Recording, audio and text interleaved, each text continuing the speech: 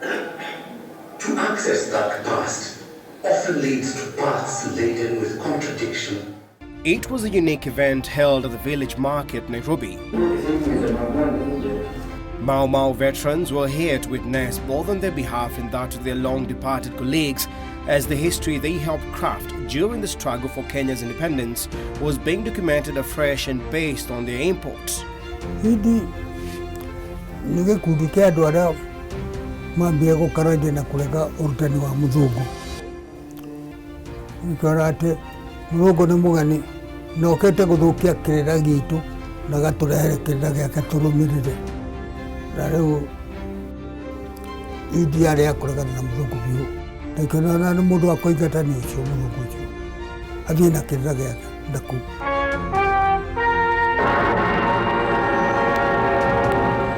The Mau Mau movement, spearheaded by among others Stanley Mathenge and Dedan Kimathi, led Kenya's armed struggle for independence from the British colonial rule from the early 50s until 1963, when Kenya gained independence and was granted self-rule.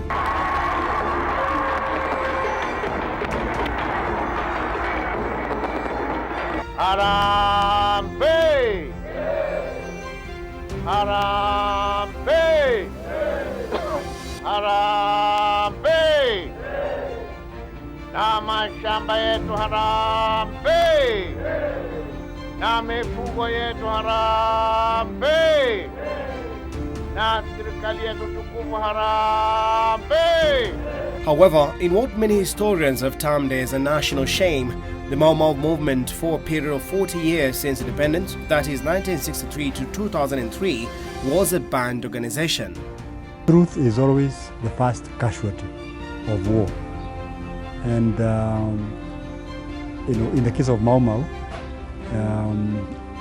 truth was really the first casualty, because the truth of the matter is that these people were entitled to fight for their rights, to fight for their property, to fight for their land, and all the other grievances that they had, they were genuine grievances. According to some historians, the attempt to downplay the Mau Mau movement's legacy has over the years come off as too deliberate. The books that were being read in 1960, 58, 59, 60, 61, 62, and 63, even 66, about Kenya and the history of East Africa, they were all beating up, saying how useless and negative the Mau Mau was, did not achieve anything, it delayed everything. Now that's what children were being taught in primary schools, upper primary, in secondary schools, and when they went to the university, they were taught, the things were repeated. So the conditioning, the anti-Mau Mau conditioning through schools was a deliberate effort by the colonial government in order to ensure that once independence comes, Mau Mau will be beaten more. And there were those people who said that we shall beat you now, and when independence comes, we shall still beat you more. It is on this premise that the Mau Mau Chronicles sought to correct in a bid to ensure the youth and Kenyans in general get a chance to pay homage to the deserving heroes and heroines who risked their lives fighting bravely to liberate the country. Asking these people who were virtually neglected in terms of giving them a chance to tell their story was a very thrilling experience. We did encounter a few challenges here and there because they are generally people who feel forgotten. So one of the first things was to convince them that it was important to them to tell their story. As we were explaining to them in the Gikuyu language, because it's not given. The discourse on Mau Mau has not always been objective. Right from the beginning, propaganda was used as a tool in the war against Mau Mau. It was part of the counterinsurgency response by the colonial authorities to the Mau Mau war.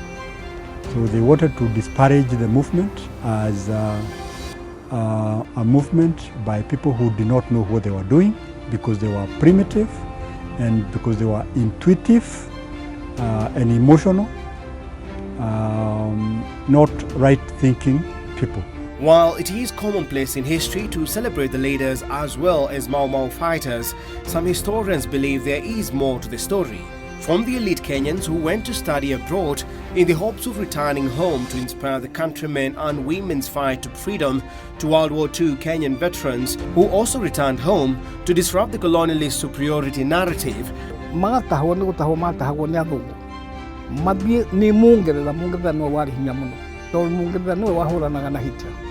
Na Mungeretha niwe wahuranaga na Mussolini no igua nio mahuranaga na mundu ucio so Mungeretha niwe wathaga bururi uriku ni akimagitagira na ni anyitaga andu aria mari anake nie ndingianyitirwo ndarika hi riu ri nie ndingiambire kuto ndarika na kanini no aria makinyitirwo ni macokire magicoka guku kuma 1939 niguo mbari yo yathirire moke makiuga makundura mambia kwa munene ni atiri